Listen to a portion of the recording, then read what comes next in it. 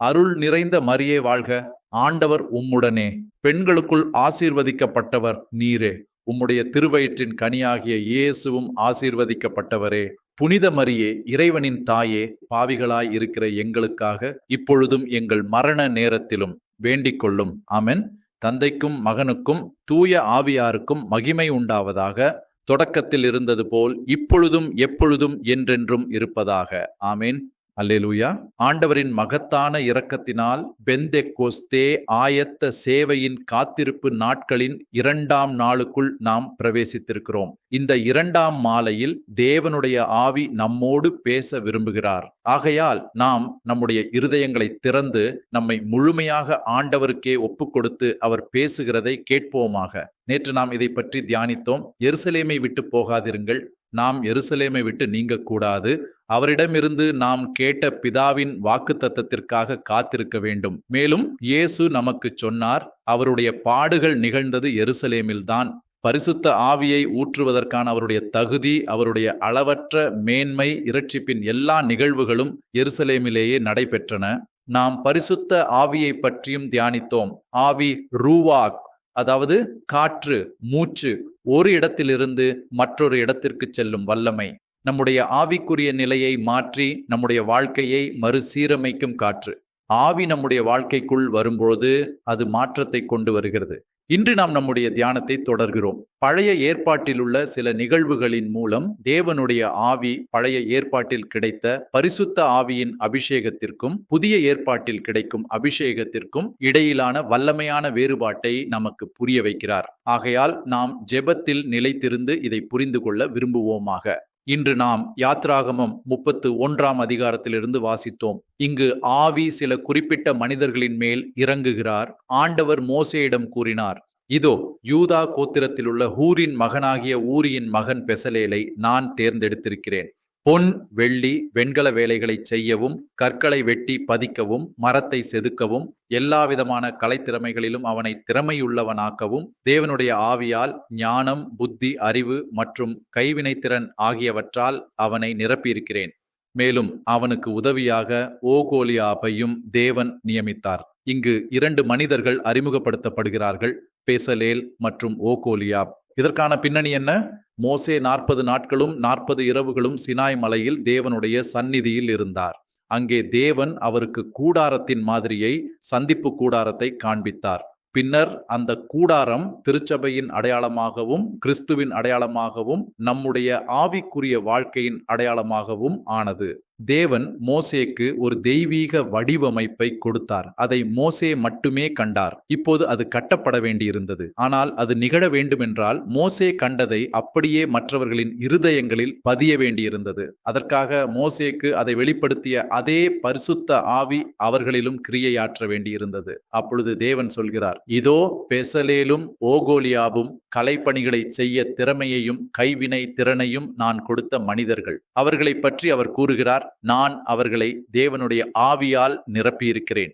இங்கே ஆவி என்பதற்கு பயன்படுத்தப்பட்டிருக்கும் வார்த்தை ஆதியாகமம் 1:2 நாம் காணும் அதே வார்த்தை ரூவாக், அதாவது தேவனுடைய காற்று, தேவனுடைய மூச்சு அல்லது தேவனுடைய ஆவி. இது பழைய ஏற்பாட்டில் நாம் காணும் பரிசுத்த ஆவியின் இன்னொரு சுட்டிக்காட்டாகும். அதாவது இந்த மனிதர்கள் பரிசுத்த ஆவியின் இந்த அபிஷேகத்தை பெற்றவுடன் தேவன் தம்முடைய மனதில் கற்பனை செய்ததை அப்படியே உலகத்தில் கட்டி எழுப்பக்கூடியவர்களாக ஆனார்கள்.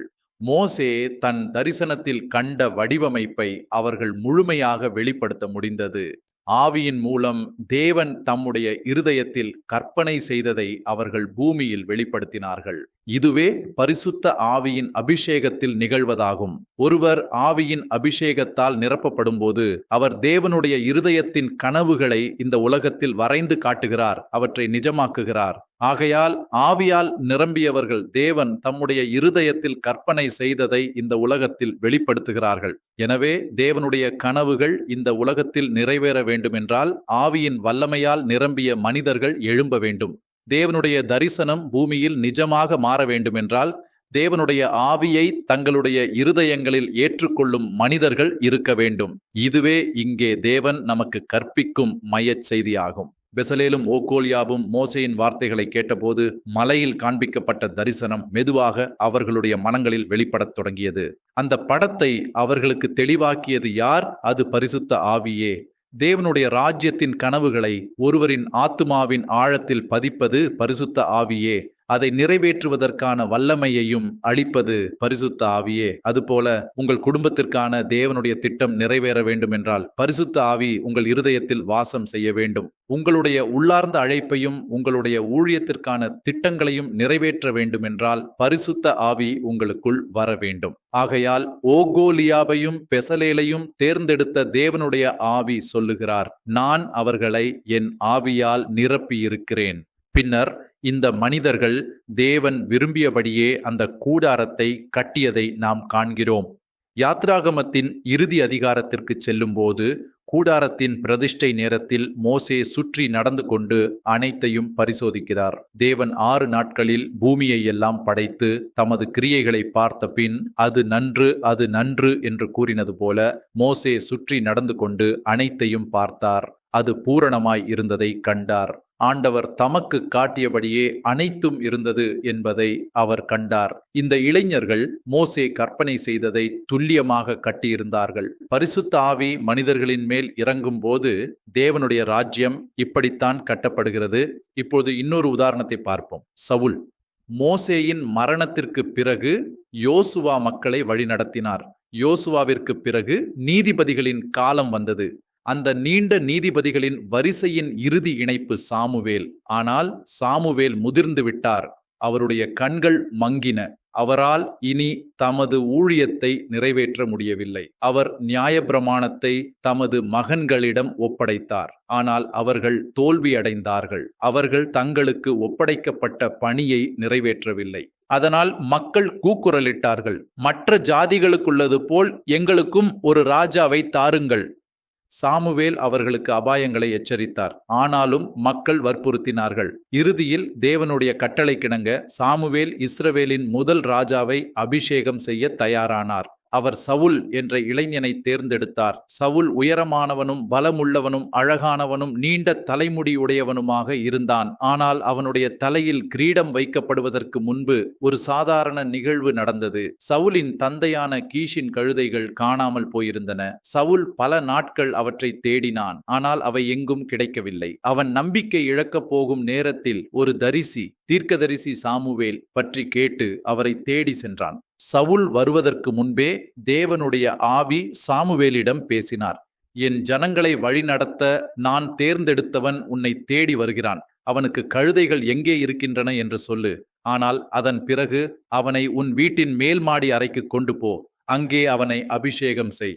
அந்த இரவு சவுல் சாமுவேலுடன் தங்கினான். அங்கே அவன் ராஜாவாக அபிஷேகம் செய்யப்பட்டான். ஆனால் சாமுவேல் அவனிடம் சொன்னார், இஸ்ரவேலை வழிநடத்த மனித வலிமை மட்டும் போதாது. உனக்கு பரிசுத்த ஆவியின் உதவி தேவை. இப்போது புறப்படு. உன் பயணத்தில் மலையிலிருந்து இறங்கி வரும் தீர்க்கதரிசிகளின் ஒரு கூட்டத்தை நீ சந்திப்பாய். அவர்கள் வீணை, தப்பட்டை, புல்லாங்குழல் வாசித்துக் கொண்டு ஒரு மகத்தான ஊர்வலமாக தேவனை ஆராதித்துக் கொண்டிருப்பார்கள். சாமுவேல் அவனுக்கு இந்த வாக்குத்தத்தத்தை அளித்தார். அது 1 சாமுவேல் 10 அதிகாரத்தில் எழுதப்பட்டுள்ளது. கர்த்தருடைய ஆவி வல்லமையாய் உன்மேல் இறங்குவார். நீ அவர்களோடு சேர்ந்து தீர்க்க தரிசனம் சொல்வாய். நீ வேறொரு மனிதனாக மாற்றப்படுவாய். என் சகோதரர்களும் சகோதரிகளும் இதை கவனியுங்கள். சவுல் தனியாக இருந்தபோது அபிஷேகம் பெறவில்லை. தீர்க்கதரிசிகளின் சமுதாயத்தோடு சேர்ந்த போதுதான் ஆவியின் நெருப்பு அவனுக்குள் பற்றி கொண்டது. இதுவே ஆவிக்குரிய மரபு. அதனால்தான் இன்று திருச்சபையில் கை வைத்தல் இருக்கிறது. கிருபை ஒருவரிடமிருந்து இன்னொருவருக்கு பாய்கிறது. நாம் இதை மரியாளின் வாழ்க்கையிலும் கண்டோம். நாசரேத்தில் ஆவி அவளை ஆட்கொண்ட போது அவள் தன் உறவினரான எலிசபெத்தை சந்திக்க ஓடினாள். மரியாளின் குரல் எலிசபெத்தின் காதுகளில் விழுந்தவுடனே எலிசபெத் பரிசுத்த ஆவியால் நிரம்பினாள். மேல்மாடி அறையில் அப்போஸ்தலர்கள் மரியாளோடு சேர்ந்து ஜெபித்த போது அக்கினி அவர்கள் எல்லோர் மேலும் இறங்கியதையும் நாம் கண்டோம். சவுல் அந்த பரிசுத்த கூட்டத்தோடு சேர்ந்த போது தேவனுடைய ஆவி அவன் மேல் வல்லமையாய் இறங்கினார். ஒரு சாதாரண விவசாயியின் மகன், எளிய மனிதனின் மகன் தீர்க்க தரிசனம் சொல்லத் தொடங்கினான். இந்த அதிரடியான மாற்றத்தை பார்த்த மக்கள் அதிர்ச்சியடைந்து இஸ்ரவேலில் ஒரு பழமொழி தோன்றியது. சவுலும் தீர்க்கதரிசிகளில் ஒருவனா? இதுவே பரிசுத்த ஆவி செய்கிற செயல். அவர் சாதாரணத்தை அசாதாரணமாக மாற்றுகிறார். அவர் பொதுவான மனிதனை தேவனுடைய பாத்திரமாக மாற்றுகிறார். இன்று ஆவி உங்களிடம் சொல்லுகிறார், கர்த்தருடைய வல்லமை உன்மேல் தங்கும். நீ அவருடைய வார்த்தைகளை பேசுவாய். மேலும் நீ ஒரு புதிய சிருஷ்டியாக மாற்றப்படுவாய். 1 சாமுவேல் 10:6 இவ்வாறு சொல்லப்பட்டுள்ளது. கர்த்தருடைய ஆவி வல்லமையாய் உன்மேல் இறங்குவார். நீ அவர்களோடு சேர்ந்து தீர்க்க தரிசனம் சொல்லுவாய். நீ வேறொரு மனிதனாக மாற்றப்படுவாய். பரிசுத்த ஆவி ஒரு சாதாரண மனிதனை அசாதாரணமானவனாக மாற்றுகிறார். நியாயாதிபதிகள் புத்தகத்திலும் இது போன்ற உதாரணங்களை பார்க்கிறோம். ஆவி கிதியோன் மேல் இறங்கினார். ஆவி சிம்சோன் மேல் இறங்கினார். சிம்சோன் அமானுஷ்ய வல்லமையை பெற்றான். அவன் தன் வெறும் கைகளால் ஒரு சிங்கத்தையே கிழித்தெறிந்தான். 2 இராஜாக்கள் புஸ்தகத்தில் ஆவி எலிசாவின் மேல் இறங்கினார். இவ்விதமாக தேவன் குறிப்பிட்ட சில மனிதர்களை தமது ஆவியால் அபிஷேகம் செய்து குறிப்பிட்ட பணிகளுக்காக எழுப்பினார். இதுவே பழைய ஏற்பாட்டில் நாம் முழுவதும் காணும் முறை. தேவனுடைய ஆவி தேர்ந்தெடுக்கப்பட்ட சில மனிதர்கள் மேல் இறங்குவது, முழு ஜனங்கள் மேல் அல்ல. தீர்க்கதரிசிகள், நீதிபதிகள், ராஜாக்கள், ஒரு குறிப்பிட்ட நேரத்திற்கும் குறிப்பிட்ட நோக்கத்திற்கும் தேர்ந்தெடுக்கப்பட்ட ஆண்களும் பெண்களும்.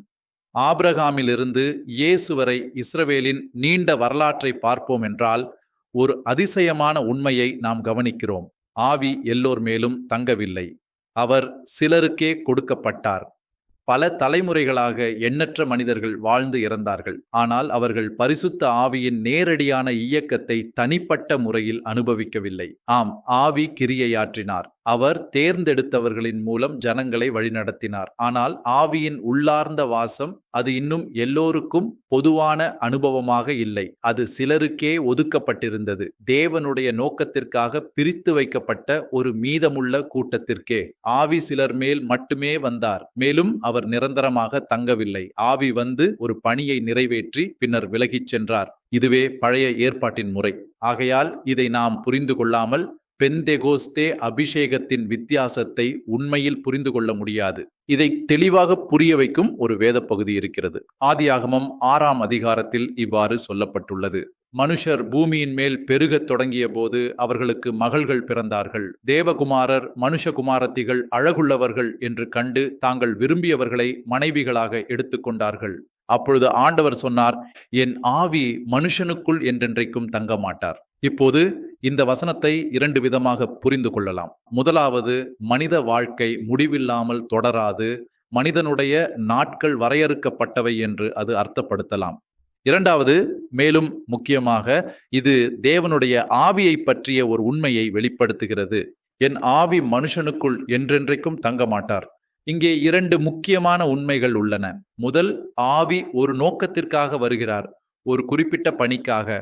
இரண்டாவது, ஆவி எப்போதும் நிரந்தரமாக தங்குவதில்லை. சில நேரங்களில் ஆவி விலகிச் செல்கிறார். இதை சிம்சோனின் வாழ்க்கையில் தெளிவாக பார்க்கிறோம். ஒரு காலத்தில் தேவனுடைய ஆவி அவனை விட்டு போயிருந்தார். ஆனால் அதை பற்றி அவனுக்கே தெரியவில்லை. அதனால்தான் பெரிய மனிதர்கள் கூட பாவத்தில் விழுந்தார்கள். சிம்சோன் விழுந்தான். தாவீது ஜெபித்தான், உம்முடைய ஆவியை என்னிடமிருந்து எடுத்துக்கொள்ளாதேயும். இதுவே பழைய ஏற்பாட்டின் பயம். ஆவி விட்டு நீங்கிவிடக்கூடும் என்ற பயம். சாமுவேல், யோசேப்பு, எலியா, எலிசா போன்ற பலர் அசாதாரணமான வாழ்க்கை வாழ்ந்திருந்தாலும் ஆவி அவர்களுக்குள் நிரந்தரமாக தங்கவில்லை.